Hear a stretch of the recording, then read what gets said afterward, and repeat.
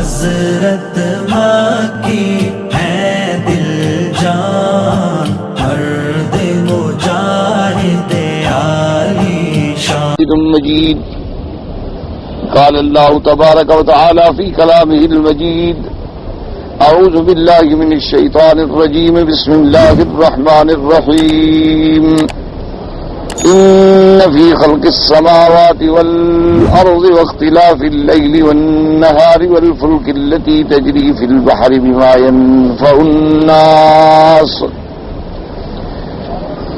وما أنزل الله من السماء من ماء فأحيا به الأرض بعد موتها وبث فيها من كل دابة وتصريف الرياح والسحاب المسخر بين السماء والأرض لآيات لقوم يعقلون. قال المؤلف والمفسر رحمه الله تعالى لآيات لقوم يعقلون أي في هذه الأشياء دلالات بينة على وحدانية الله تبارك وتعالى كما قال تعالى إن في خلق السماوات والأرض واختلاف الليل والنهار لآيات لأولي الألباب الذين يذكرون الله قياما وقعودا وعلى جنوبهم ويتفكرون في خلق السماوات والأرض ربنا ما خلقت هذا باطلا سبحانك فقنا عذاب النار.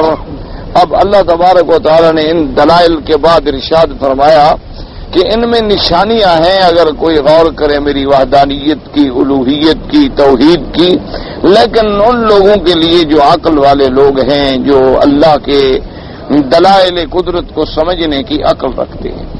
جیسے کہ دوسرے مقام پر بھی اللہ نے ارشاد فرمایا کہ ان فی خلق السماوات والارض، آسمانوں اور زمینوں کی پیدائش میں اور اس کے بعد رات اور دن کے اختلاف میں نشانیاں ہیں، لیکن ان لوگوں کے لیے جو صاحب عقل ہیں، صاحب فہم ہیں. اور صاحب فہم لوگوں کی نشانی کیا ہے؟ الذین یذکرون اللہ قیاما وقعودا، جو اللہ کے ذکر میں مشغول رہتے ہیں، کھڑے ہوں، بیٹھے ہوں اور لیٹے ہوں. ویتفکرون فی خلق السماوات والارض، اور ہر وقت سوچتے ہیں آسمانوں اور زمینوں کی پیدائش کے بارے میں، اور اس کے بعد اعتراف کرتے ہیں کہ ربنا ما خلقت ھذا باطلا، اے پروردگار عالم تم نے یہ ساری کائنات کوئی ایسے بے فائدہ تو نہیں بنا دی. سبحانک فقنا عذاب النار، پاک ہے تیری ذات ہمیں پناہ دیجیے عذاب جہنم سے. تو جو اللہ نے فرمایا کہ صاحب عقل ہیں، اولی الالباب ہیں اور اولی العقل اور اولی الفہم ہیں، ان کو تو اللہ کی توحید کی نشانیاں ایک ایک چیز میں نظر آتی ہیں، لیکن شرط یہ ہے کہ ان کے اندر عقل ہو اور ان کے اندر سمجھ ہو. اور جو لوگ اللہ کی توحید کو نہ سمجھ سکے وہ دنیاوی عقل کے اعتبار سے کتنے بڑے عقل والے بن جائیں، لیکن ان کو عقل والا نہیں کہا جاتا. وہ تو بالکل یعلمون ظاہرا من الحیات الدنیا وہم عن الآخرۃ ہم غافلون. اصل مشکل یہ ہے کہ ہم عقل والا سمجھتے ہیں جو آدمی آج کل علوم جدیدہ سے متعارف ہو، انگریزی پڑھا لکھا ہو، کوئی انجینئر ہو، ڈاکٹر ہو، اس کے بعد بڑی بڑی ڈگریاں ہوں، ہم سمجھتے ہیں یہ عقل والا ہے. لیکن اللہ کے ہاں عقل کی پہلی نشانی یہ ہے کہ وہ اپنے خالق اور مالک کو بھی پہچانتا ہو. اگر وہ اپنے خالق اور مالک کو نہیں پہچانتا تو اس نے عقل کا استعمال ہی صحیح نہیں کیا. تو اس لیے اللہ نے فرمایا کہ اس میں نشانیاں ہیں، اس میں دلائل ہیں، لیکن سوال یہ ہے کہ کوئی تدبر کرے اور کوئی تفکر کرے اللہ کی ان نشانی. اب دیکھیں نا جی، جو آدمی بھی ذرا سا تدبر کر لے کہ بھی زمین کا خالق اللہ ہے، آسمانوں کا خالق اللہ ہے، زمینوں سے رزق دینے والا اللہ ہے، نفع نقصان کا مالک میرا اللہ ہے، برسات برسانے والا اللہ ہے، اختلاف لیل اور نہار کا مالک میرا رب ہے، کائنات کا خالق مدبر متصرف میرا اللہ ہے. ایمان سے کہیں وہ کسی غیر کو سجدہ کر سکتا ہے؟ سوال ہی پیدا ہے. اور جن لوگوں کو خود زمین نے چھپا لیا، زمین کھا گئی، وہ خدا کیسے بن سکتے ہیں؟ وہ متصرف فی الامور کیسے ہو سکتے ہیں؟ یعنی جو لوگ بڑے بڑے جاہ و جلال کے ساتھ آئے، دنیاوی اعتبار سے بڑے بڑے جاہو جلال کے لوگ گزرے ہیں، علمی لحاظ سے بڑی بڑی عظیم شخصیتیں گزری ہیں، اور اللہ کے بندوں میں سے بڑے بڑے شان والے لوگ گزرے ہیں، لیکن سب پہ موت آ گئی۔ جو باقی ہیں ان پہ اپنے وقت پہ آ جائے گی۔ تو جن لوگوں کو اللہ کی زمین خود کھا جائے، جو اللہ کی زمین میں دفن ہو جائیں، جو چلنے میں بھی خدا کے زمین کے محتاج ہوں، آسمان کے محتاج ہوں، ہوا کے محتاج ہوں، پانی کے محتاج ہوں، تو محتاج کبھی خدا نہیں بن سکتا، وہ حاجت روا اور مشکل کشا نہیں بن سکتا۔ مشکل کشا اور حاجت روا وہ ہوتا ہے جس پہ کبھی مشکل نہ پڑے اور جس کو کبھی کسی کی احتیاج نہ ہو۔ اس لیے ہمیشہ فرمایا لیکن دلائل تو ہیں، وفی کل شیء لہ آیۃ تدل علی انہ واحد۔ اللہ نے فرمایا، اور شاعر بھی کہتا ہے کہ ہر چیز میں ایک نشانی ہے جو پکار پکار کے کہہ رہی ہے کہ میرے بنانے والا ایک ہے جو وحدہ لا شریک ہے۔ یہ ساری کائنات میں اسی کا تصور، لیکن فرق اتنا ہے جو غور کرے اور غور نہ کرے تو اللہ معاف فرمائے درختوں کو بھی سجدے لوگ کر رہے ہیں۔ ایسے لوگ بھی موجود ہیں جو درختوں کی پوجا کرتے ہیں، ان کے سامنے درخت گر جاتا ہے تو خدا ختم ہو گیا۔ ایسے درخت لوگ بھی ہیں جو جمنا گنگا دریاؤں کی پوجا کرتے ہیں، دریا خشک ہو گئے، بس خدا ختم۔ ایسے لوگ بھی ہیں جو سورج اور چاند اور تارے کے پجاری ہیں، اور اس کے بعد چاند چھپ گیا، سورج غروب ہو گیا، بادل آ گئے، اندھیرا ہو گیا، تاریکی ہو گئی تو خدا ختم، چھپ گیا۔ ایسے بھی لوگ ہیں نعوذ باللہ جو انسانوں کی پوجا کرتے ہیں، انسان مر گئے، بات ختم ہو گئی۔ اس لیے اللہ نے فرمایا کہ جو لوگ مشرک ہیں اولئک کالانعام بل هم اضل واولئک هم الغافلون۔ وقال الحافظ ابو بکر بن مرتوی قال اخبرنا محمد بن احمد بن ابراہیم قال حدثنا ابو سعید الدستقی قال حدثني ابي النبي ان شعث بن اسحاق عن جعفر بن ابي المغيرة عن سعيد بن جبير ان ابن عباس رضی اللہ تعالی عنہ قال اتت قریش محمدا صلی اللہ علیہ وسلم فقالوا يا محمد صلی اللہ علیہ وسلم انا نريد ان تدعو ربك ان يجعل لنا الصفا ذهبا ونشتري بالخيل والسلاح فنؤمن بك ونقاتل معك قال اوثقوا لي لئن دعوت ربي فجعل لكم الصفا ذهبا لتؤمنن بي فاوثقوا له وداروا وتواجبوا ان ربك ذاتهم الصفا ذهبا الا انه من لم يؤمن بك عذبهم عذابا لم يعذبه احدا من العالمين قال محمد صلی اللہ علیہ وسلم ربی لا بل دعنی وقومی فلادهم یوما بیوم فانزل اللہ تبارک وتعالی هذه الآیات ان فی خلق السماوات والارض واختلاف الليل والنهار والفلك التي تجری فی البحر بما ينفع الناس۔ اب اس روایت میں حافظ ابو بکر بن مردوی نے نقل فرمایا ہے حضرت ابن عباس سے رضی اللہ تعالی عنہ سے کہ قریش کے سردار جو تھے وہ حضور صلی اللہ علیہ وسلم کی خدمت میں آئے اور حاضر ہوئے اور آگے کہنے لگے کہ یا رسول اللہ صلی اللہ علیہ وسلم ہم آپ کے پاس اس لیے آئے ہیں کہ آپ اپنے اللہ سے اپنے رب سے دعا مانگیں کہ خدا بند کریم اس صفا جو جبل صفا ہے اس کو سونے کا بنا دو، یہ سارا پہاڑ جو ہے سونے کا ہو جائے اور پھر ہم جو ہے یہ سونا بیچیں گے اور گھوڑے خریدیں گے اور ہتھیار خریدیں گے اور پھر ہم آپ پر ایمان لے آئیں گے اور پھر ہم آپ کے ساتھ مل کر آپ کے دشمنوں سے قتال کریں گے۔ حضور نے فرمایا کہ اگر میں یہ دعا کروں اور اللہ کر دے تو ایمان لاؤ؟ نے کہا ہاں جی بالکل ایمان۔ اب سب سے پہلے اس بات پہ غور کریں،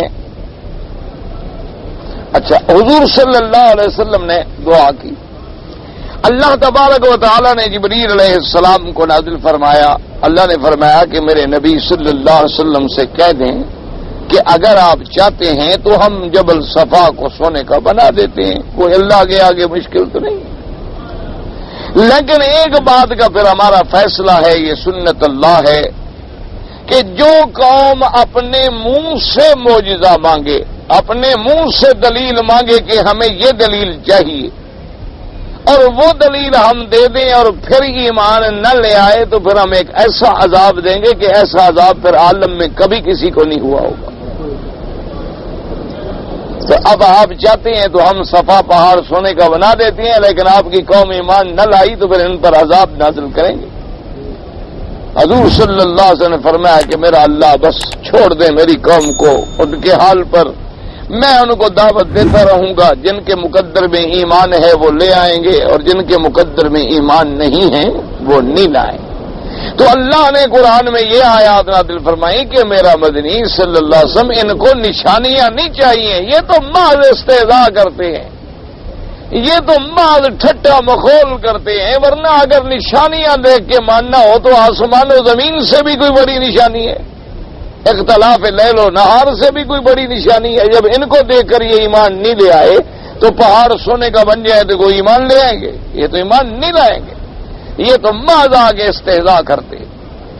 اور اس سے یہ بھی اشارہ نکلا، یاد رکھیں کہ کافر کی نظر جو ہے وہ دنیا پہ ہوتی ہے،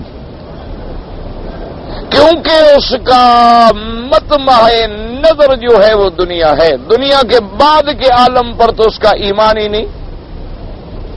تو جس آدمی کا جس جگہ تک ایمان ہے اسی کے لیے محنت کرتا ہے۔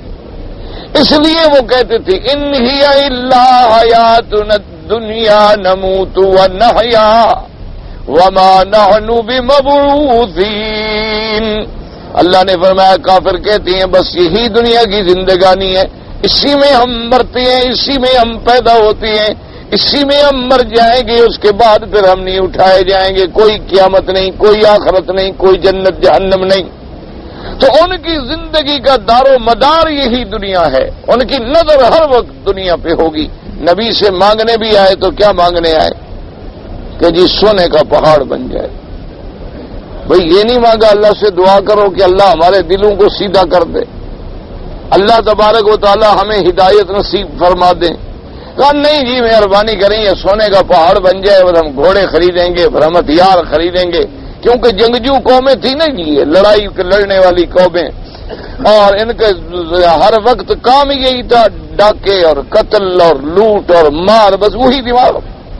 اسی لیے علماء نے فرمایا ہے کہ جیسے کہ حضور نے ایک حدیث مبارک میں فرمایا نا کہ کافر 7 آنتوں میں کھاتا ہے اور مومن 1 آنت میں کھاتا ہے۔ اب اس کا ماننا بظاہر تو یہ ہے کہ کافر زیادہ کھاتا ہے اور مومن تھوڑا کھاتا ہے، بظاہر حدیث مبارک کا مطلب یہی ہے کہ بھی کافر جو ہے یا کلوفی 7 امہا 7 آنتوں کے اندر وہ کھاتا ہے اور مومن 1 آنت میں کھاتا ہے۔ تو بظاہر حدیث مبارک کا ترجمہ یہی ہے کہ کافر زیادہ کھاتا ہے اور مومن تھوڑا کھاتا ہے۔ اچھا لیکن دنیا میں دیکھنے میں آتا ہے بعض کافر بالکل تھوڑا کھاتے ہیں اور بعض مومن جو ہیں وہ بس بھی نہیں کرتے، وہ بہت زیادہ کھاتے ہیں۔ ماشاءاللہ ان کا تو بالکل پیٹ بھرتا ہی نہیں، ایسے بھی لوگ ہیں مسلمان ہیں کلمہ پڑھنے والے ہیں لیکن کھاتے ہیں۔ اچھا اور بعض کافر بھی بہت کھاتے ہیں لیکن بعض کافر جو ہیں وہ بالکل تھوڑا کھاتے ہیں۔ تو اب اس کا کیا معنی ہو؟ تو معنی یہ ہے، یوں سمجھے علماء محدثین نے فرمایا کہ اشارہ یہ ہے کہ بھی کافر کا دماغ اور دل اور سوچ جو ہے وہ محض دنیا پہ ہے اور مومن کی سوچ دنیا پہ نہیں آخرت پہ۔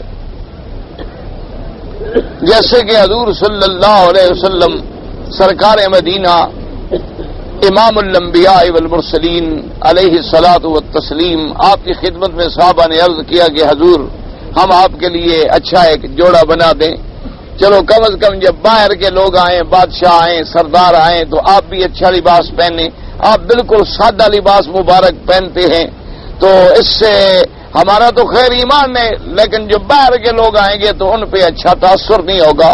حضور نے فرمایا اللہ کے بندو کیا کہتے ہو؟ اللہ کے فرشتے نے سور پہ منہ رکھا ہوا ہے اور آنکھیں اوپر ہیں، حکم کا انتظار کر رہا ہے۔ تو جب آخرت اتنی قریب ہے تو پھر ہمیں دنیا کے لباس کی کیا ضرورت؟ دنیا میں تو جیسا ہے گزر جائے گا۔ سیدنا ابی بکر صدیق خلیفۃ رسول اللہ صلی اللہ علیہ وسلم بلا فصل بالتحقیق، آپ کی وفات جب قریب آئی تو وصیت فرمائی کہ انہی پرانی چادروں میں ان کو دھو ڈالو اور انہی میں مجھے کفن دے دو۔ عرض کیا کہ حضرت آپ کے لیے ہم 2 چادریں کفن کے لیے 2 نئی چادریں نہیں مہیا کر سکتے؟ فرمایا نئی چادریں حضور کی امت کے غریبوں کے کام آ جائیں گی، مردے کو نئی چادروں کا کیا فائدہ؟ اگر میرے اعمال اچھے ہیں تو ان پرانی چادروں میں بھی باغ جنت ہوگا، اور اگر اعمال بھیڑے ہیں تو ریشم کے کفن بھی دے دو تو سیدھا جہنم میں چلا جائے گا۔ تو فرمایا ان کپڑوں سے کیا ہو، کیا ضرورت ہے کہ کپڑے ڈال لیں اور سبز چادریں ڈال لیں اور پھر ہر برادری کا آدمی آ کے لنگیاں ڈال لے اور اس پہ وہ چادریں ڈال لیں اور جناب پھولوں کی چادریں چڑھائیں اور سیجیں چڑھائیں؟ تمہارے ہمارے پھول لگانے سے کیا فائدہ ہوگا؟ اصل تو دعا کرو کہ اعمال کے پھول کھل اٹھیں کہ جب ہم قبر میں جائیں تو اللہ کے فرشتے ہمارا استقبال کریں اور جنت کی کھڑکیاں کھل جائیں۔ اوپر اگر ہم پھول بھی لگا دیں گے، بوٹے بھی لگا دیں گے، ہم جناب عطر بھی چھڑکاؤ کر دیں گے تو کیا فائدہ پہنچے؟ اس لیے ہمیشہ یاد رکھیں کہ مومن کی نظر جو ہے وہ آخرت پہ ہوتی ہے، وہ دنیا پہ نہیں ہوتی، اور کافر کی نظر جو ہے وہ دنیا پہ ہوتی ہے، آخرت پہ نہیں ہوتی۔ اس لیے اب دیکھیں کافروں کی نظر سونے پہ، اور اسی لیے علماء نے یہ بھی لکھا ہے قرآن و سنت کی روشنی میں کہ اگر دنیا میں علماء حق کا اور علماء سو کا، یاد رکھو دنیا میں ہر قسم کے عالم ہوتے ہیں، حق کے علماء بھی ہیں اور علماء سو بھی ہیں، یعنی ایسے علماء بھی ہوتے ہیں جو سرکاری درباری دولت والے پیسے والے عہدے والے کرسیوں والے، جب دیکھا جب ضرورت پڑی پلٹیاں کھا لی، یہ علماء سو ہوتے۔ علماء حق وہ ہوتے ہیں کہ کچھ ہو جائے وہ اپنے راستے پہ قائم ہیں اور اللہ کے قرآن و سنت کی بات پر اڑے ہوئے، نفع ہے نقصان ہے فائدہ ہے گھاٹا ہے، اس میں بظاہر عزت جاتی ہے عزت ملتی ہے، وہ کہتے ہیں بھی ہمارے ذمہ جو حق کی بات ہے ہم نے پہنچانی ہے۔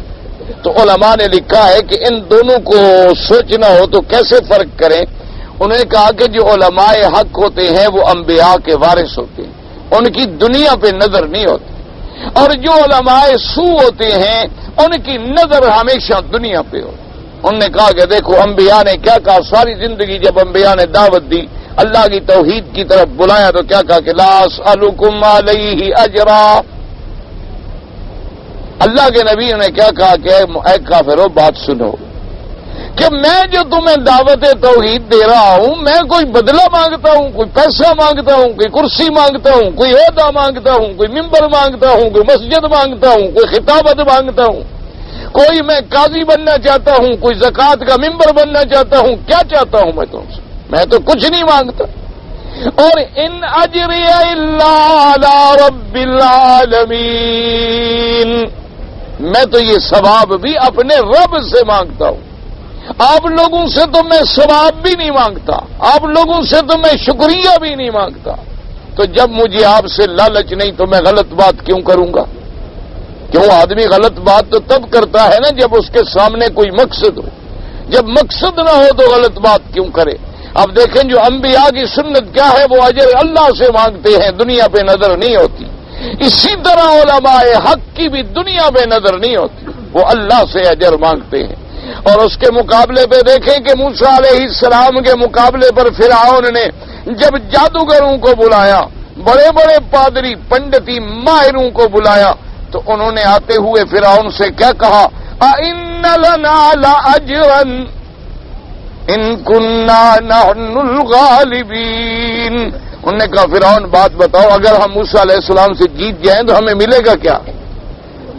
پہلے تو مال وال کا فیصلہ کرو نا، ہم جو موسیٰ علیہ السلام کے مقابلے پہ جیت جائیں تو ہمیں کیا ملے گا؟ ہمارا فیصلہ کون نے کہا تمہیں تو بڑے بڑے انعام دوں گا، انکم اذا لمن المقربین، اور پھر تم میرے کرسی نشین بنو گے، تمہیں بڑے بڑے خطابات سے نوازا جائے گا، کسی کو سر کا خطاب ملے گا، کسی کو شمس العلماء کا خطاب ملے گا، کسی کو قمر العلماء کا خطاب ملے گا، کسی کو ڈاکٹر کا اعزاز ملے گا، کسی کو سر کا اعزاز ملے گا، تمہیں تو ہم بڑی بڑی ڈگریاں دیں گے، بڑے بڑے اعزاز دیں گے، تم مقابلہ تو کرو اللہ کے نبی کے ساتھ، ہم تمہارے اعزازات برقرار رکھیں گے۔ تو اب دیکھو باطل کی نظر مال پہ ہوتی ہے، دولت پہ ہوتی ہے، اور اہل حق کی نظر جو ہے وہ حق پہ ہوتی ہے۔ اسی لیے آدمی بالکل سامنے آ جاتا ہے کہ یہ کیا چاہتا ہے اور یہ کیا چاہتا ہے۔ اس لیے اب کافروں نے بھی مانگا تو کیا مانگا جی؟ صفا پہاڑ کو سونے کا بنا دو۔ اچھا اللہ کے آگے کوئی مشکل ہے؟ اللہ نے اسی ملک میں پہاڑوں میں سونا نہیں رکھا؟ پوری وادی کی وادیاں ماشاءاللہ سونے کی بھری ہوئی ہیں۔ اللہ نے تو فیصلہ کر دیا ہے، اور اللہ تمہارے ملک میں بھی دے سکتے ہیں، آپ کیوں گھبراتے ہیں؟ اس کا تو صرف ایک فیصلہ ہے کہ وَلَوْ أَنَّ أَهْلَ الْقُرَىٰ آمَنُوا وَاتَّقَوْا لَفَتَحْنَا عَلَيْهِمْ بَرَكَاتٍ مِّنَ السَّمَاءِ وَالْأَرْضِ۔ اللہ نے فرمایا بستی والے ایمان لے آئیں، میری توحید کا اقرار کر لیں اور متقی بن جائیں، پرہیزگار بن جائیں، نافرمانیاں چھوڑ دیں اور میرے قانون پہ عمل درآمد کر لیں۔ فرمایا میں آسمانوں اور زمینوں سے خزانوں کے دروازے کھول دیتا ہوں۔ وَلَٰكِن كَذَّبُوا فَأَخَذْنَاهُمْ بِمَا كَانُوا يَكْسِبُونَ، لیکن جب ان نے تکذیب کی تو پھر ہم نے بھی ان کو عذاب میں پکڑ لیا۔ اس لیے یاد رکھیں یہاں بھی اللہ نے سونا پیدا کر دیا، کہیں تو بالکل یعنی حقیقی سونا پیدا کر دیا، اور کہیں اللہ تبارک و تعالی نے بلیک گولڈ پیدا کر دیا، کہیں اللہ تبارک و تعالی نے ان کو ایسا سونا دیا کہ پانی نکالو تو پیٹرول مل جائے۔ اللہ تبارک و تعالی نے یہ سب نعمتیں کہاں سے ملی؟ قرآن و حدیث کی برکت سے ملی ہیں، اللہ تبارک و تعالیٰ کے ماننے میں ملی ہیں۔ کیونکہ یہ بات یاد رکھیں کہ اس سرزمین کا اور اس ملک کا ایک بہت بڑا اعزاز ہے، ہمیں ماننا پڑے گا کہ اللہ نے ان کو جو عقیدہ دیا ہے نا توحید کا، کہ ان کا عام ایک جاہل سے جاہل بدو بھی ہوگا نا جی، بالکل اونٹوں کے چرانے والا، اور ایک پرائمری کا بچہ، اس کا بھی عقیدہ توحید میں اتنی مضبوط ہوگا جو ہمارے علاقے میں کسی مولوی کا بھی اتنی مضبوط نہیں ہوتا۔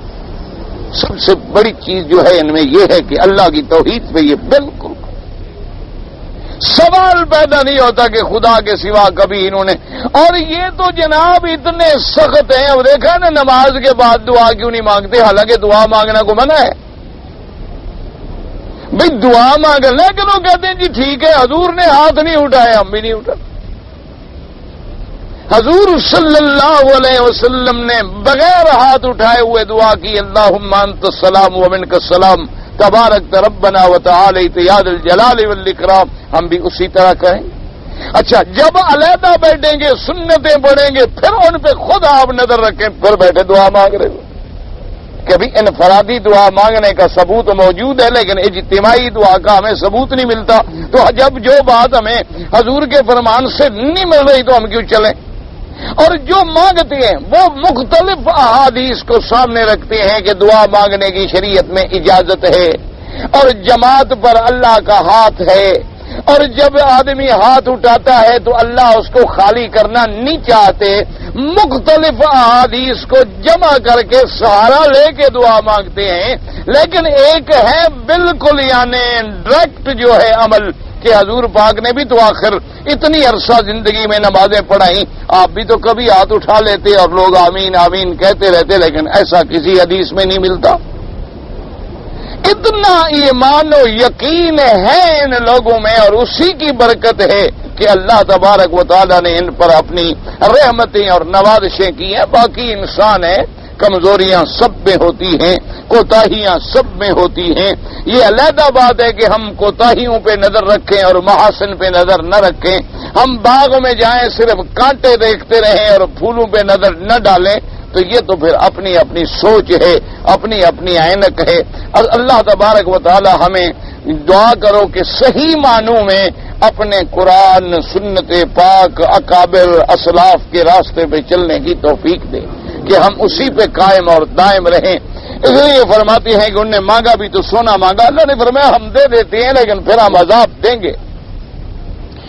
ورواه ابن بيات من وجه آخر عن جابر بن ابي المغيرة به وزاد في آخره وكيف يسرونك الصفا وهم يرون من الآيات ما هو أعظم من الصفا۔ اور ایک حدیث مبارک میں یہ بھی آیا کہ اللہ نے فرمایا کہ میرے مدنی صلی اللہ علیہ وسلم یہ لوگ جو مطالبہ کرتے ہیں کہ صفا کو ہم سونے کا پہاڑ بنا دیں، اس سے بڑی بڑی نشانیاں یہ دیکھ چکے ہیں لیکن ان کو نہیں مانا، تو اب یہ کیا مانیں گے؟ وقال ابن آدم اذن حدثنا ابي قال حدثنا ابو ذئب قال حدثنا شبن بن جيهن النطا قال نزلت على النبي صلى الله عليه وسلم بالمدينة المنورة وإلهكم إله واحد لا إله إلا هو الرحمن الرحيم فقال كفار قريش بمكة كيف يسع الناس إله واحد فأنزل الله تبارك وتعالى إن في خلق السماوات والأرض واختلاف الليل والنهار والفلك التي تجري في البحر بما ينفع الناس إلى قول الآيات لقوم يعقلون وبهذا يعلمون أنه إله واحد وأنه إله كل شيء وخالق كل شيء. اب مفسر رحمۃ اللہ علیہ فرماتی ہیں کہ یہ سورت مبارک جب ہمارے آقا محمد پاک صلی اللہ علیہ وسلم پر اتری الہکم الہ واحد لا الہ الا هو الرحمن الرحیم. کفار قریش کہنے لگے یہ کیسے ہو سکتا ہے کہ ایک خدا ایک الہ سارے کام کرے گا؟ ساری مخلوق ہے، کوئی بچہ مانگ رہا ہے، کوئی روٹی مانگ رہا ہے، کوئی اولاد مانگ رہا ہے، کوئی دولت مانگ رہا ہے، کوئی پیسہ مانگ رہا ہے، کوئی شفا مانگ رہا ہے، تو ایک خدا سب کے کام کیسے کر سکتا ہے؟ اس کے لیے تو ضروری ہے کہ بہت سارے خدا ہوں اور کام تقسیم ہوں، کوئی کچھ کرے کوئی کچھ کرے کوئی کچھ کرے. جیسے ہمارے علاقوں میں بھی لوگوں نے ماشاءاللہ کام تقسیم کر رکھے ہیں. اگر جانور بیمار ہوں تو ایک اور پیر کی قبر پہ لے جائیں گے، اور اگر جن ہوں تو ایک اور پیر کی قبر پہ لے جائیں گے، اور بچے نہ ملتے ہوں تو پھر ایک اور پیر کی قبر پہ لے جائیں گے، اور جس کی شادی نہ ہوتی ہو تو وہ ایک اور پیر صاحب کی قبر پہ جاتا ہے، کیونکہ یہ شادی والا پیر ہے، یہ بچے دینے والا پیر ہے، یہ بیماروں کو اپنے جانوروں کو ٹھیک کرنے والا پیر ہے، اور یہ جنوں کو نکالنے والا. یہ ہم نے بھی کام تقسیم کیے ہوئے ہیں. وہ بھی یہی کہتے تھے کہ ایک خدا کیسے کام کر سکتا ہے. اسی لیے تو انہوں نے 360 بت رکھے ہوئے تھے کعبہ شریف میں. ہر قبیلے کا اپنا بت تھا. بنو ثقیف کا اپنا تھا، بنو کلاب کا اپنا تھا، بنو وائل کا اپنا تھا، قریش کا اپنا تھا. اسی طریقے سے جتنے بڑے بڑے قبائل ہیں سب کے خدا علیحدہ علیحدہ تھے. کسی کا لات تھا، کسی کا منات تھا، کسی کا عزا تھا، کسی کا حبل تھا، سب نے تقسیم کیے ہوئے تھے. تو کہنے لگے بھائی عجیب بات ہے کہ ایک خدا اور سارے کام. اسی لیے دوسری جگہ قرآن اجعل الآلہۃ الہا واحدا ان ھذا لشیء عجاب. کافر کہتے تھے دیکھو محمد پاک نے تمام آلیہ کی نفی کر کے کہتی ہیں کہ ایک الہ ہے اور ایک خدا ہے. عجیب بات ہے، ایک خدا بس سب کے کام کیسے کر سکتا ہے؟ وجہ کیا ہے؟ وہ جاہل تھے. وہ اپنے اوپر قیاس کرتے تھے کہ جیسے بندہ ایک کام نہیں کر سکتا چاہے بادشاہ بھی بن جائے، وزیروں کا محتاج ہے، مشیروں کا محتاج ہے، سیکٹریوں کا محتاج ہے، بیوروکریسی کا محتاج ہے، کیبنٹ کا محتاج ہے. انہوں نے سمجھا شاید خدا کو بھی ان چیزوں کی ضرورت پڑتی ہے. وہ خدا کے بھئی یہ تو مخلوق ہے، مخلوق ناقص ہے، اس کو کیا ضرورت ہے؟ انما امرہ اذا اراد شیئا ان یقول له کن فیکون فسبحان الذی بیدہ ملکوت کل شیء والیہ ترجعون. اللہ نے فرمایا میرے ہاتھ میں، میرے ارادے میں جب ہوتا ہے بس حکم ہوتا ہے کہ ہو جا. وہاں تو اتنی دیر ہے، تو پھر اس کو وزیروں کی کیا ضرورت ہے، مشیروں کی کیا ضرورت ہے، اس کو کار مختاروں کی کیا ضرورت ہے؟ حکم دیتی ہیں بارش برسو، برس مت برسو، ٹھیک ہے، گرج گرج کے بادل چلے جائیں گے، بجلیاں کڑکتی رہیں گی، ایک قطرہ بھی نہیں گرے گا، حکم ہو جائے گا تو ٹھیک. اللہ نے فرمایا یہ جاہل لوگ اپنے اپنے اندازے کرتے ہیں کہ ایک خدا کیسے کرے گا. تو غور کرو یہ سارے نظام کو کون چلا رہا ہے؟ آسمانوں کو کس نے پیدا کیا؟ زمینوں کو کس نے پیدا کیا؟ یہ رات و دن کے اختلاف کس نے بنائے؟ تو جو ان پہ قادر ہے وہ باقی کاموں پہ بھی قادر ہے. اس لیے فرماتی ہے کہ فَبِهَذَا يَعْلَمُونَ، ان چیزوں پہ غور کریں تو أَنَّهُ إِلَٰهٌ وَاحِدٌ، کہ وہی ایک ہی الہ ہے، وَأَنَّهُ إِلَٰهُ كُلِّ شَيْءٍ وَخَالِقُ كُلِّ شَيْءٍ. الہ بھی ہر چیز کا وہ ہے، معبود برحق بھی وہ ہے، اور خالق بھی ہر چیز کے وہ ہیں. وقال وكيع بن الجراح قال حدثنا سفيان نبي الدعاء قال لما نزلت وإلهكم إله واحد الہ لا قال المشركون ان كان هكذا فليأتنا بآية فانزل الله عز وجل في خلق السماوات والارض واختلاف الليل والنهار الى قوله تعالى يعقلون. ورواه آدم نبی یاسر نبی جعفر والرازی سعید بن مسروق وعلى سفیان بالضحى به. اب جناب جب یہ آیت نازل ہوئی وَإِلَٰهُكُمْ إِلَٰهٌ وَاحِدٌ، کافر کہنے لگے کہ اگر ایک خدا ہے تو پھر کوئی دلیل بھی دیں کہ ایک خدا سارے کام کیسے کر لیتا ہے. اللہ نے یہ قرآن میں آیت نازل فرمائی کہ ظالموں، آسمانوں اور زمینوں کی پیدائش میں غور کرو کہ ان کو کس نے بنایا ہے، اور پھر یہ سارے نظام پہ غور کرو. جو اس نظام کو چلانے پہ قادر ہے وہ تمہارے سارے امور بھی سر انجام دینے پہ قادر ہے. تو اس میں اللہ تبارک و تعالیٰ نے ان کے اس اعتراض کا اور ان کے اس شبہات کا جو ہے جواب دیا ان آیات میں.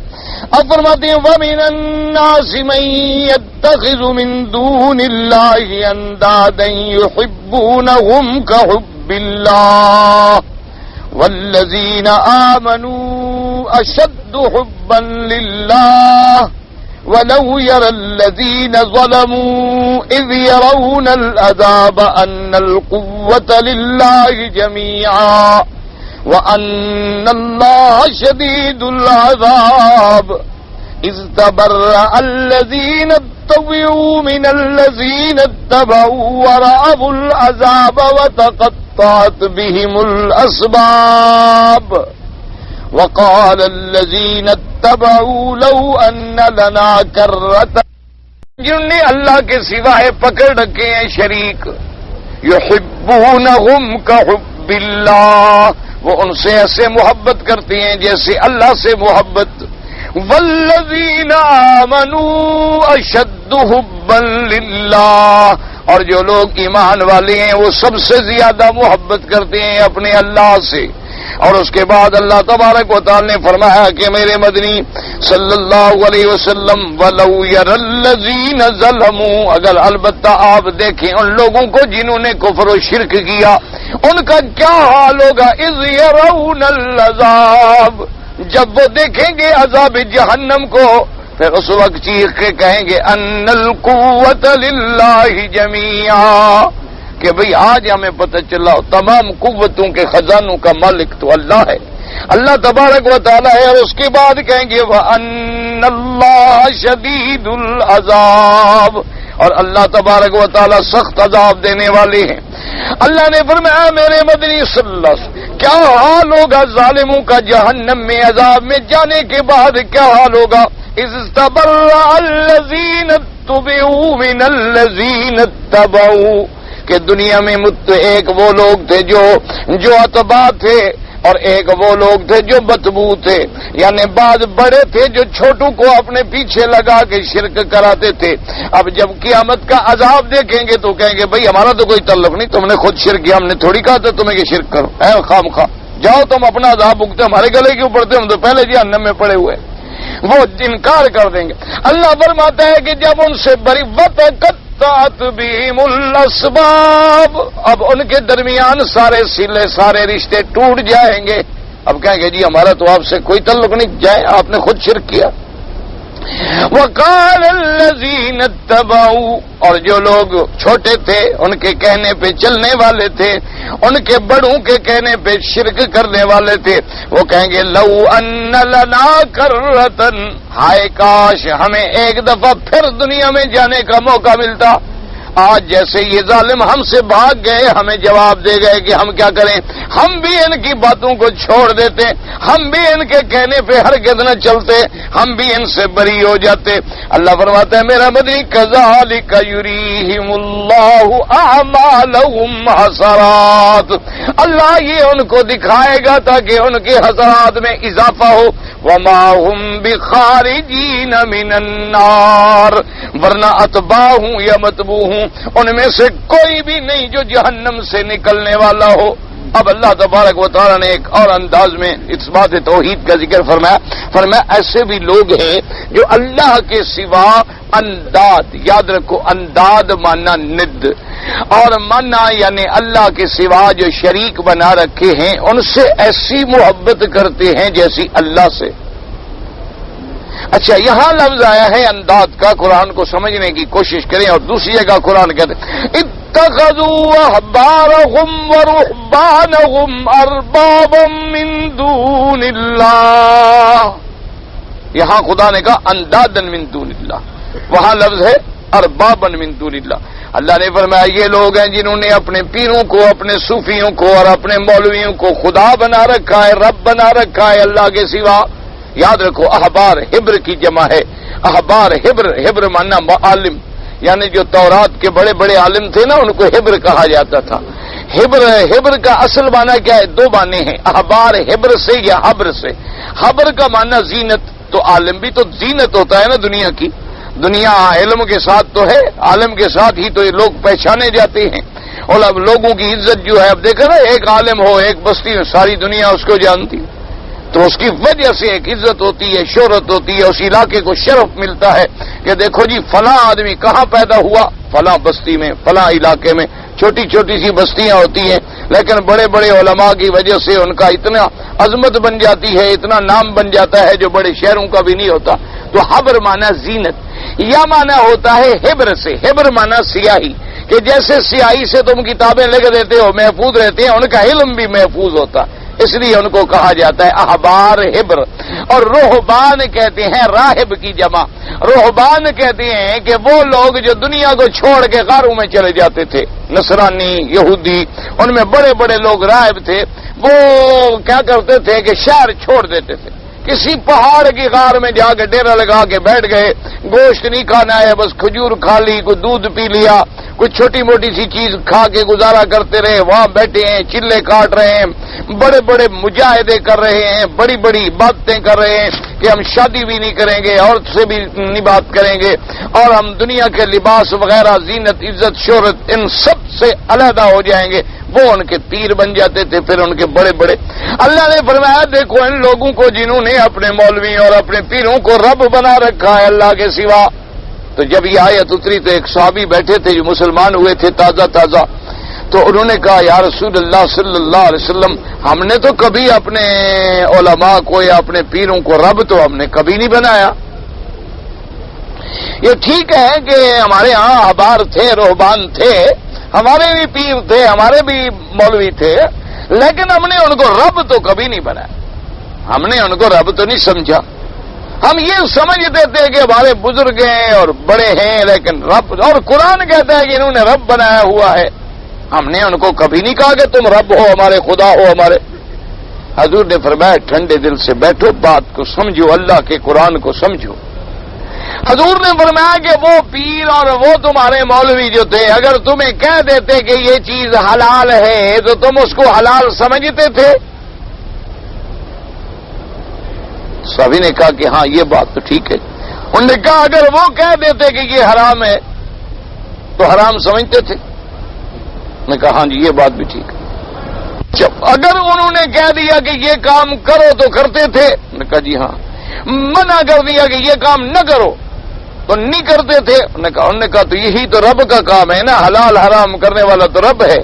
تو جب تم بندوں کے کہنے پہ حلال حرام مان لو تو گویا تم نے خدا کے مقابلے میں چھوٹے چھوٹے رب تو بنا لیے. یہی تو مانا ہے انداز کا اور رب کا کہ ان کی محبت میں آ کر، اب دیکھو نا جی، ساری دنیا کے مسئلے کسی کو سمجھاتے رہو، ہاں اللہ ہدایت دے دے علیحدہ بات. ساری دنیا کو مسئلہ سمجھاتے رہو کہ جناب یہ 11ویں کا دودھ تقسیم کرنا بدعت ہے. جو پکے ہیں نا وہ کہیں گے جناب چھوڑو ان کی باتوں کو، یار وہابیوں کا تو دماغ ہی خراب ہے. ہمارے مرشد کی 11ویں ہے، پیرانے پیر کی 11ویں ہے، ہم نے 11ویں نہ دی ہمارے سارے بچے مر جائیں گے، ہمارے سارا مال متال جو ہے نا سارا ختم تباہ ہو جائے گا. اسی 11ویں کی تو برکت ہے. اور ہمارا فلانا رشتہ دار تھا پہلے بڑا بھوکھا ننگا تھا، ہم نے کہا 11ویں تو 11ویں دی تو ماشاءاللہ زمیندار بن گیا. یعنی اب ساری دنیا اس کو روکے وہ 11ویں پہ کھڑا ہے. ساری دنیا کو مسئلہ سمجھا دو، یعنی آپ اندازہ کریں جتنا مرضی آئے. میری خود یعنی اپنی ملاقات ہے، آج کی نہیں، بہت مدت پرانی ملاقات ہے. اس وقت ابھی میری داڑھی بھی نہیں تھی، ابھی میں طالب العلم تھا، پڑھتا تھا. تو اس وقت اپنا یہ بہت پرانی سی بات ہے، اتفاق سے ٹرین میں ہم اکٹھے ہو گئے.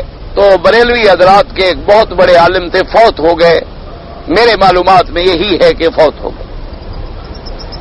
بہت بڑے عالم تھے ان کے، اور واقعی وہ عالم بھی تھے، اس میں کوئی شبہ نہیں، وہ عالم تھے، اللہ نے ان کو علم بھی دیا تھا، اور بڑے ہی سمجھدار، بردبار، علم والے، حوصلے والے، اور سید بھی تھے، پیر بھی تھے۔ اتفاق ایسا ہوا کہ ہم ایک ہی ٹرین میں، ایک ہی ڈبے میں بیٹھ گئے۔ میں تو خیر جوان آدمی، بچہ تھا، طالب العلم تھا، مجھے کوئی لوگ تھوڑا پہچانتے تھے کہ میں کون ہوں یا کیا ہوں۔ تو پھر اس وقت ہمارا انداز مولوی والا بھی نہیں تھا، ابھی ہم اپنے خان تھے۔ تو خیر بہرحال جب بیٹھ گئے، میں نے دیکھ لیا، پہچان لیا، تو میں نے سلام کیا، وہ بھی بڑا محبت سے مجھے ملے۔ میں نے کہا حضرت میں نے آپ سے ایک بات پوچھنی ہے، اگر آپ محسوس نہ فرمائیں، آپ سفر میں ہیں، ہم اس زمانے میں یہ تھرڈ انٹر اس طرح ہوتی تھی، سیکنڈ فرسٹ، ہم فرسٹ کلاس میں بیٹھے ہوئے تھے۔ انہوں نے کہا نہیں آپ فرمائیں کیا بات۔ میں نے کہا جی یہ جو ہمارے ہاں اذان سے پہلے صلاۃ و سلام پڑھتے ہیں، ان اللہ و ملائکتہ یصلون علی النبی کی آیت مبارک بھی پڑھتے ہیں، اور الصلاۃ والسلام علیک یا رسول اللہ پڑھتے ہیں، پھر جب اذان ختم ہو جاتی ہے تو صلاۃ و سلام پڑھتے ہیں۔ تو اسی طرح بعض اوقات جمعہ کے دن جب جمعہ کی نماز ختم ہو جائے تو وہی صفوں میں کھڑے ہو جاتے ہیں، صلاۃ والسلام علیک یا رسول اللہ یا نبی سلام علیکہ، یہ سب پڑھتے ہیں۔ میں نے کہا گزارش یہ ہے کہ یہ وہابی جو ہے نا، اس کے لیے بڑی دلیلیں مانگتے ہیں کہ بھی کوئی دلیل ہو قرآن سے، حدیث سے۔ تو آپ چونکہ بہت بڑے عالم ہیں، مہربانی فرمائیں کسی کتاب کا حوالہ دیں تاکہ ہم ان کو جواب دے سکیں کہ بھئی یہ کتاب میں لکھا ہوا ہے، یہ دلیل ہے۔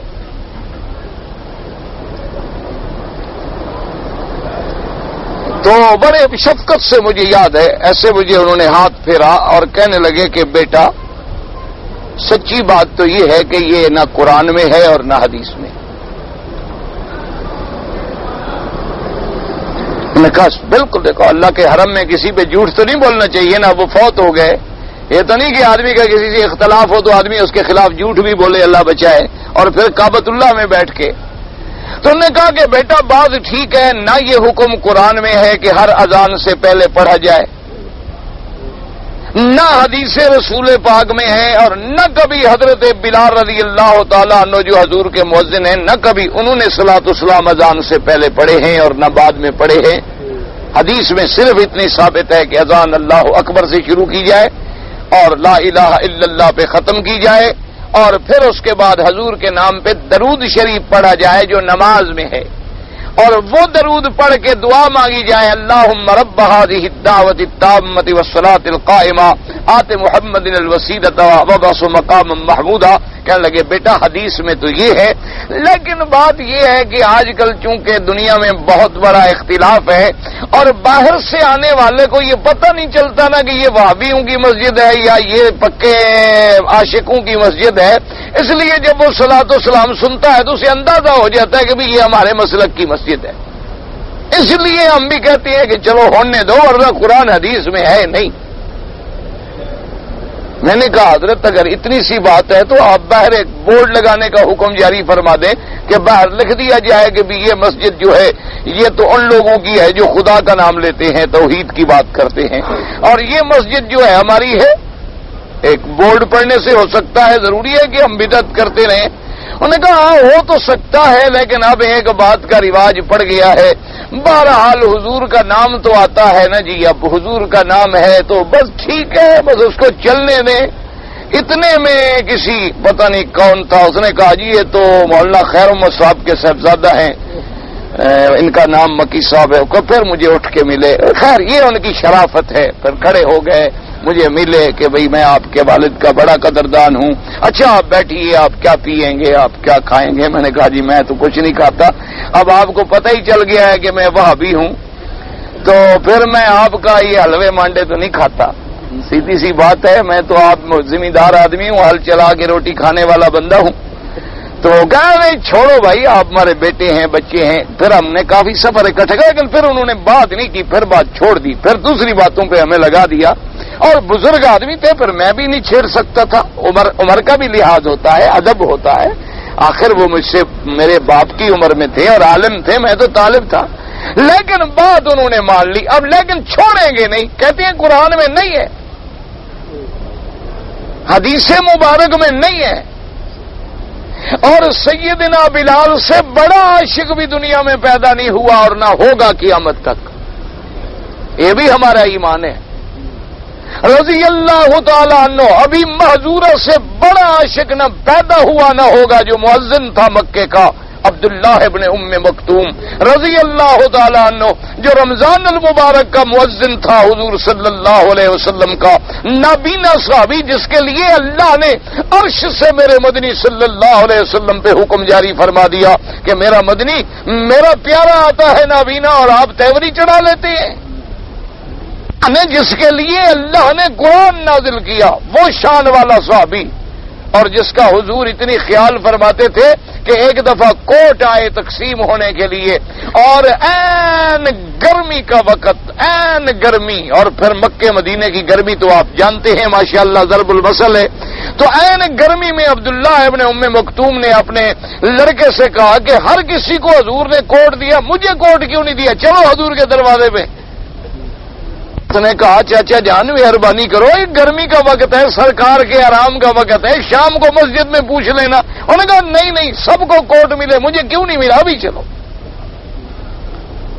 یہ شان والا صحابی ہے، ایسا ناز کر سکتے ہو میرے مدنی پاک سے؟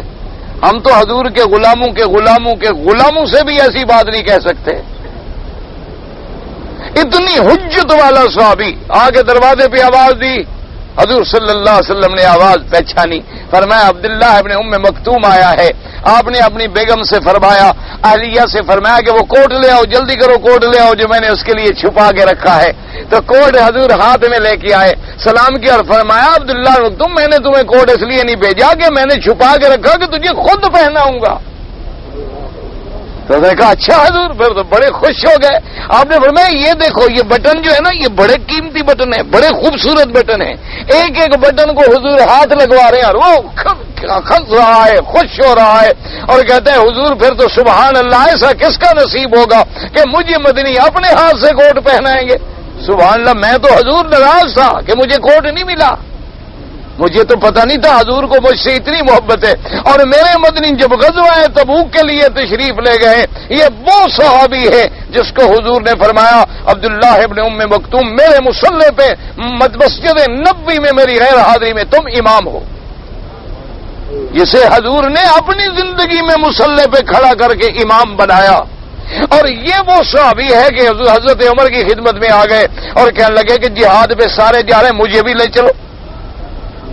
انہوں نے کہا حضور آپ نابینا ہیں، آپ نابینا ہیں، آپ معذور ہیں، اور لیس علی المریض حرج اور لیس علی الاعمی حرج، قرآن بھرا ہوا ہے، نابینے پہ کوئی گناہ نہیں ہے، آپ پھر نابینا آدمی ہے کیسے جائیں گے؟ کہنے لگا کمال کرتے ہو، اور میں کچھ بھی نہ کر سکوں، اگر میں مسلمانوں کے صف میں کھڑا ہوں گا دشمن پہ روب تو پڑے گا کہ بھی اتنے آدمی ہیں، ایک آدمی بڑھ جائے گا نا، اس کو تو پتہ نہیں نا میں اندھا ہوں یا نابینا ہوں یا نہیں ہوں، وہ تو دور سے دیکھے گا کہ ایک آدمی کھڑا ہے، میں سواد مسلمانوں کے بڑھانے کا ذریعہ تو بن سکتا ہوں نا۔ اور اس کے بعد کہنے لگے اور میں کچھ نہ کر سکوں، جہاں مسلمان سامان چھوڑ جائیں گے ان پہ پڑا رہوں گا، پہرا تو دے لوں گا نا، اور میں کچھ نہیں کر سکتا، مجھے تم جہاد سے محروم کرتے ہو، مجھے زرہ پہناؤ، جھنڈا دو اور میں لے کے چلتا ہوں۔ یہ وہ صحابی ہے جس نے اذان دی لیکن اس نے بھی کبھی صلاۃ و سلام نہیں پڑھا۔ تو کیا خیال ہے ان کے دل میں محبت نہیں تھی؟ ان کو حضور سے عشق نہیں تھا؟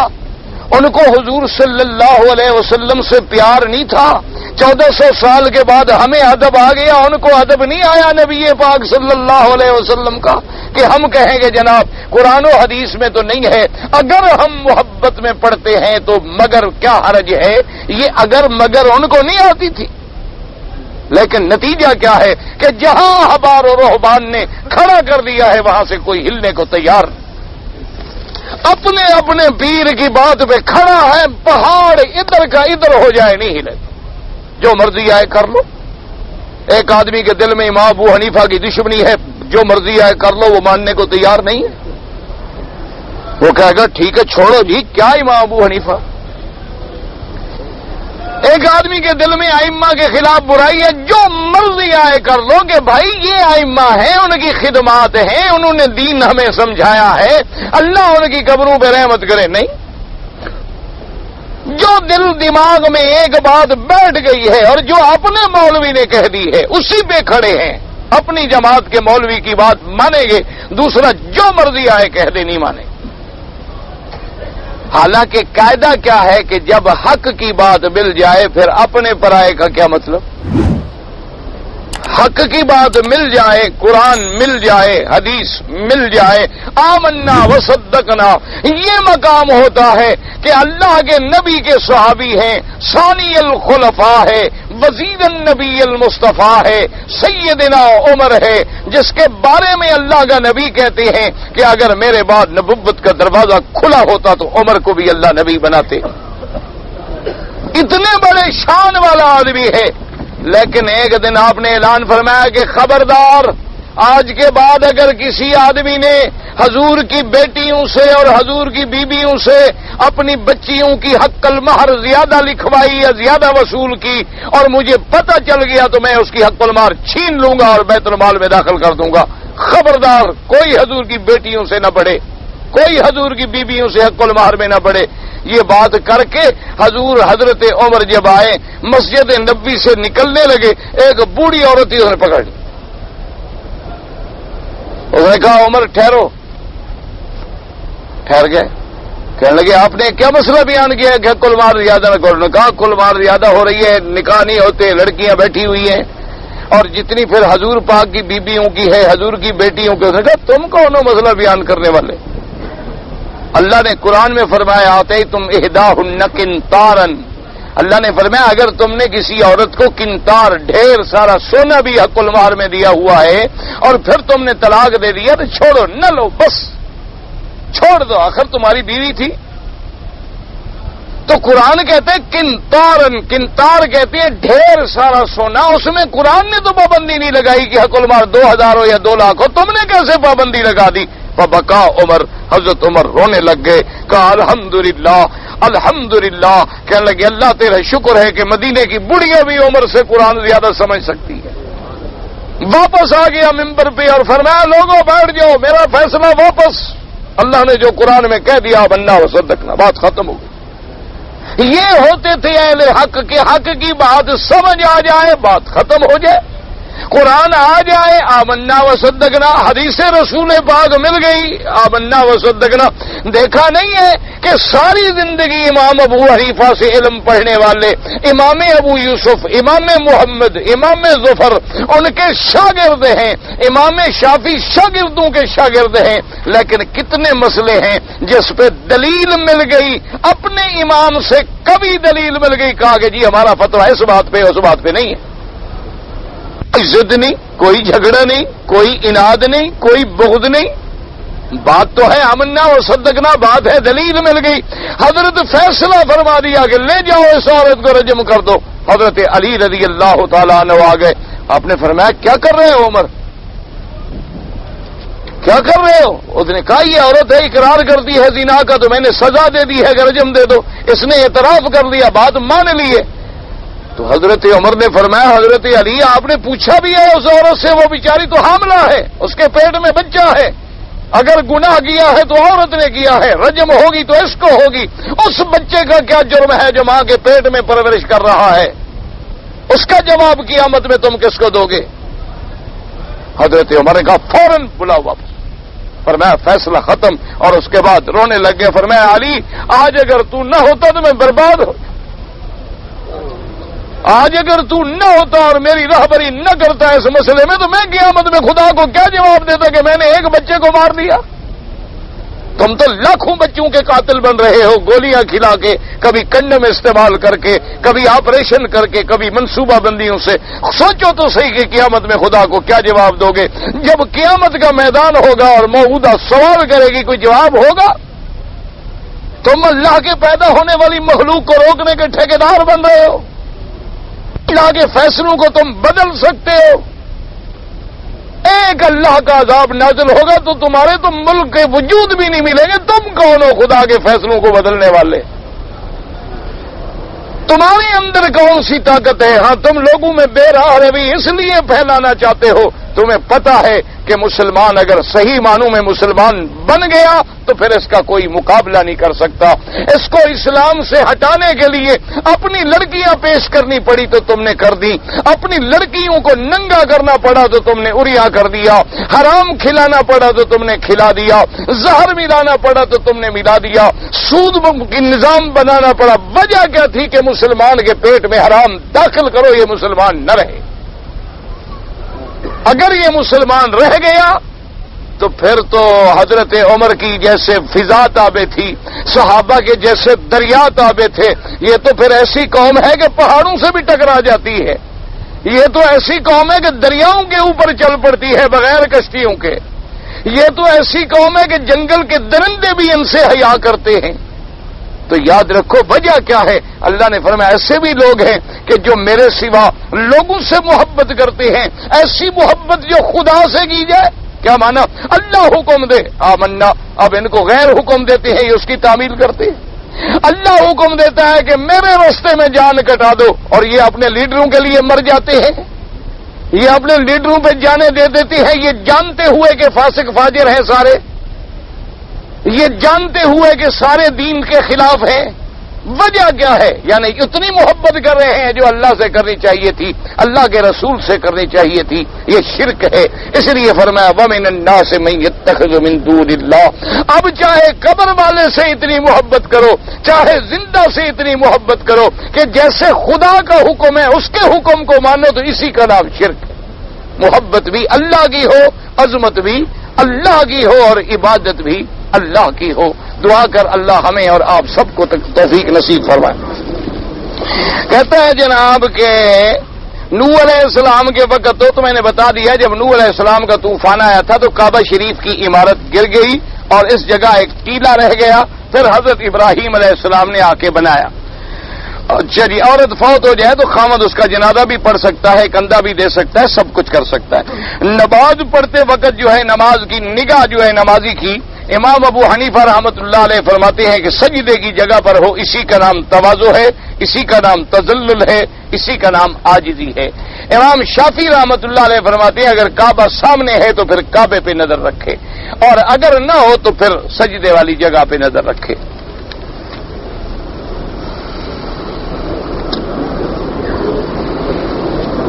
الحمدللہ ثم الحمدللہ کہ ائمہ اربعہ جو ہیں ان کے بارے میں یہاں باقاعدہ 9:30 بجے رات کو قرآن کی اذاع میں ایک پروگرام پیش ہوتا ہے جس میں تمام ائمہ کے اقوال پہ فتوے دیے۔ بالکل ہم تو کہتے یہاں کے، یاد رکھو یہاں کے ائمہ کرام ہیں یا حکومت ہے، دعا کریں اللہ ان کو سلامت رکھے اور اللہ ان کی حفاظت فرمائے۔ یہ سب ائمہ کو برحق سمجھتے ہیں اور تمام ائمہ کا احترام کرتے ہیں اور تمام ائمہ کی قدر کرتے ہیں، اور خود فقہی مسئلے میں امام احمد ابن حنبل رحمۃ اللہ علیہ کی قول کو لے لیتے ہیں، اور اس لیے اللہ ان سب کو جزائے خیر دے اور اللہ تبارک و تعالی مختلف شر والوں سے محفوظ رکھے۔ اور یاد رکھو یہاں بھی جو شر کرتے ہیں نا وہ ہمارے ملک کے آئے ہوئے لوگ ہیں، یہاں والوں کی یہ بات نہیں ہے، یہ ہماری عادتیں ہیں، ہم کہیں بھی رہیں شر ضرور کرتے ہیں۔ دعا کرو اللہ ہمارے حال پہ رحم کرے، اللہ ہم سب کو ہدایت دے، اللہ ہمیں شر والا نہ بنائے۔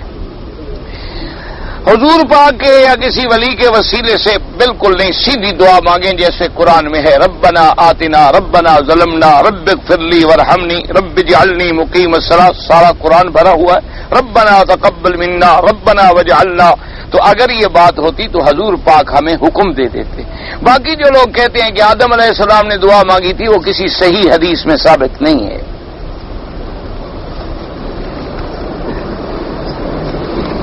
ایک آدمی بھائی دیکھو یاد رکھو اگر کسی سے کوئی گناہ ہو جائے اور وہ گناہ نہیں پکڑا گیا تو اس کا مطلب ہے کہ اللہ نے اس کے گناہ پہ پردہ ڈالا ہے۔ اب اس کو یہ نہیں چاہیے کہ وہ لوگوں کو لکھتا پھرے کہ میں نے گناہ کیا تھا اور میں نے یہ کیا تھا اور میں نے، جب اللہ نے پردہ ڈالا ہے تم اپنے آپ کو کیوں ننگا کرتے؟ اس لیے استغفار کرو، توبہ کرو، آدمی سچے دل سے توبہ کرے اللہ معاف کر دے۔ اپنے گناہوں کو بلا وجہ خود نہ اچھالا کرو۔ میں نے ایک اخبار میں دیکھا تھا کہ حضور کی نماز جنازہ کسی نے نہیں پڑھائی. اچھا، اخبار کی خبروں پر بھی اعتبار ہوتا ہے لوگوں؟ ہم نے تو آج تک نہیں اعتبار کیا، اس لیے کہ صبح پڑھتے ہیں شام کو تردید ہوتی.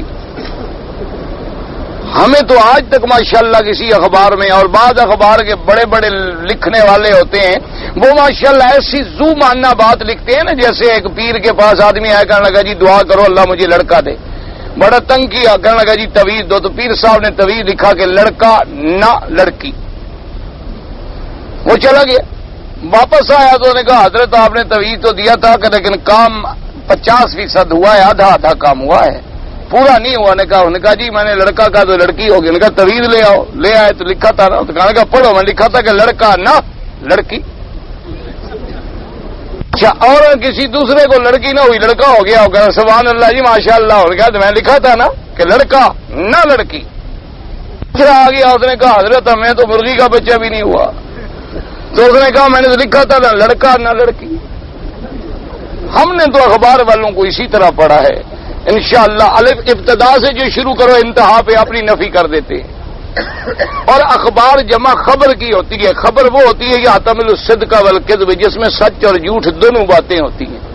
اصل سچی بات وہ ہے جو قرآن حدیث کی ہوتی ہے. ایک بات یاد رکھا کرو، اخبار میں آپ نے پڑھا تھا کہ حضور کا جنازہ کسی نے نہیں پڑھا، یہ اخبار میں اس نے پڑھا تھا. دیکھو جی کتنی بڑی کتاب کی حوالہ دیا بیچارے نے. نہ تو آپ کا کیا خیال ہے جنازہ کیوں پڑھتے ہو؟ تاکہ اس کی آپ کی دعا سے مغفرت. حضور کو بھی آپ کی دعا کی ضرورت ہے. حضور کا بھی کوئی امام بن سکتا ہے. کیا خیال ہے آپ کا؟ تو عقل کرو. 10 صحابہ قبرے میں جاتے تھے، درود شریف پڑھ کے نکل آتے تھے. اس لیے جو لکھتے ہیں جنازہ وہ ٹھیک کہتے ہیں کہ اس طرح جیسے یہ جنازے کی دعائیں ہیں اس طرح نہیں پڑھی گئیں، کیونکہ ان کی تو حضور کو ضرورت ہی نہیں. حضور تو معصوم ہیں صلی اللہ علیہ وسلم. باقی صحابہ گئے، داخل ہوئے، باقاعدہ صفیں بنی، اور 10 آدمی ہی بی بی عائشہ کے حجرے میں داخل ہو سکتے تھے، اور وہ درود شریف پڑھ کے باہر آ جاتے تھے. پتہ نہیں کیا لکھا ہے وتروں کی نماز میں 3، پتہ نہیں کیا ہے. وتروں کی نماز کی رکعتیں میرے بھائی 3 ہیں، اور بعض روایات میں پڑھنے کا طریقہ الگ ہے. کیا ماننا کہ امام ابو حنیفہ رحمۃ اللہ علیہ نے اس حدیث کو ترجیح دی ہے جن میں 3 رکعتیں ایسے پڑھی جاتی ہیں جیسے مغرب کی نماز، اور بعض ائمہ نے ان حدیثوں کو ترجیح دی ہے کہ 2 رکعتیں پڑھ کے سلام پھیر دیا اور پھر 1 رکعت پڑھ لی. بہرحال دونوں باتیں حدیث رسول میں ثابت ہیں، اور جو بات حدیث میں ثابت ہو اس پہ لڑنے جھگڑنے کا کوئی حق نہیں ہوتا. اللہ تبارک و تعالی سب کو منظور و مقبول فرمائے.